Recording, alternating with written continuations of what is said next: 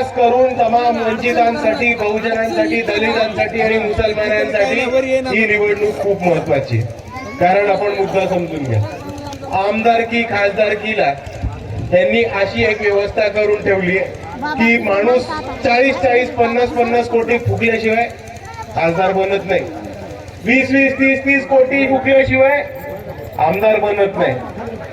पण आपल्याला 20 कोटी आणि 30 कोटी देऊन निवडणूक लढणं, जिंकणं हे काही शक्य होत नाही. पण दुसऱ्या बाजूला जर आपल्याला कुठेतरी सत्तेत जायचं असेल आणि जर आपल्याला सत्तेत जाऊन इमिजिएट बदल घडवायचा असेल तर आपल्या हातातली निवडणूक आणि आपल्या हक्काची निवडणूक ही आपली स्थानिक स्वराज्य संस्थेची निवडणूक असते, जिल्हा परिषदेची निवडणूक असते आणि पंचायत समितीची निवडणूक असते. आणि म्हणून या निवडणुकीच्या मार्फत बाळासाहेबांची जी वंचित बहुजन आघाडीची संकल्पना आहे ती संकल्पना आपल्याला अजून ताकदीने आणि दुप्पट वेगाने पुढे घेऊन जायची आहे आणि ती संकल्पना या महाराष्ट्रामध्ये आपल्याला प्रस्थापित करायची.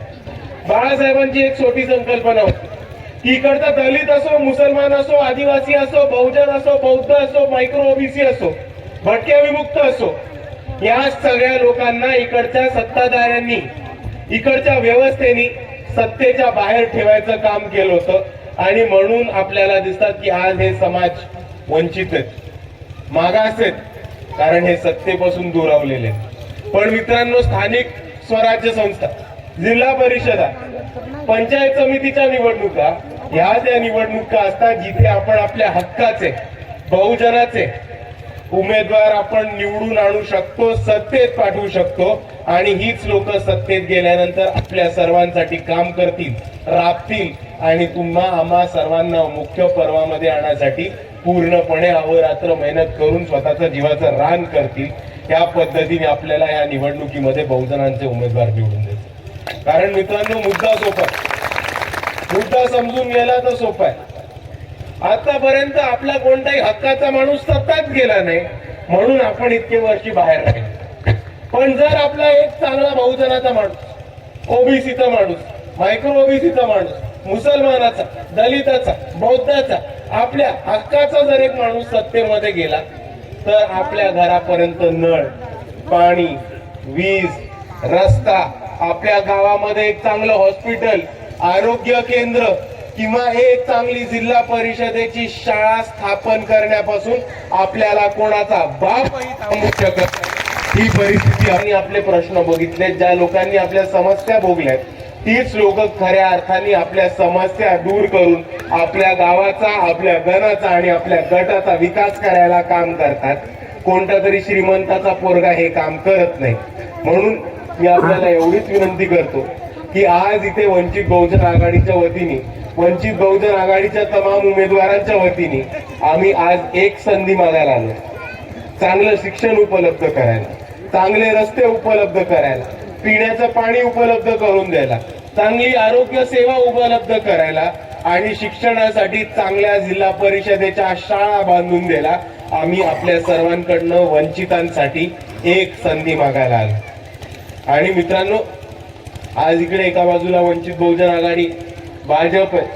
भाजप हा जातीवादी पक्ष आहे, नेहमी इकडच्या बहुजनांना, आदिवासींना, दलितांना जातीवादी अत्याचारामधनं आणि हिंसाचारामधनं अडकवत राहतो. आणि दुसऱ्या बाजूला काँग्रेस पक्ष आहे. आता लोक म्हणतात की काँग्रेस हा भाजपचा विरोधक आहे. आणि इकडे जिथे पण माझे मुसलमान बांधव असतील त्यांना मला एकच गोष्ट सांगायची की मी इकडनं गेल्यानंतर गुगल काढा, कोणाचाही फोन घ्या आणि नुसतं कोणालाही विचारून बघा किंवा गुगल वरती टाका मालेगाव महानगरपालिका. कारण या मालेगाव महानगरपालिकेमध्ये एक वेगळाच चमत्कार घडलाय. आयुष्यभर स्वतःला शिव्या घालणारे, एक दुसऱ्यांना शिव्या घालणारे काँग्रेस आणि भाजपनी एक दुसऱ्यांची युती केली. आता तुम्हाला माहिती आहे भाजप आणि काँग्रेस कधी बरोबर असते का? नाही. भाजपवाले काँग्रेसला शिव्या घालतात, काँग्रेसवाले भाजपला शिव्या घालतात, बरोबर.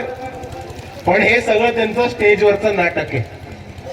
आतमधनं बरोबर जेवायला एकत्र बसतात, खायला एकत्र बसतात, धंदे एकत्र करतात, आणि उद्या संधी मिळाली तर नांदायला पण एकत्र लागतील. पण मित्रांनो, एक गोष्ट समजून घ्या,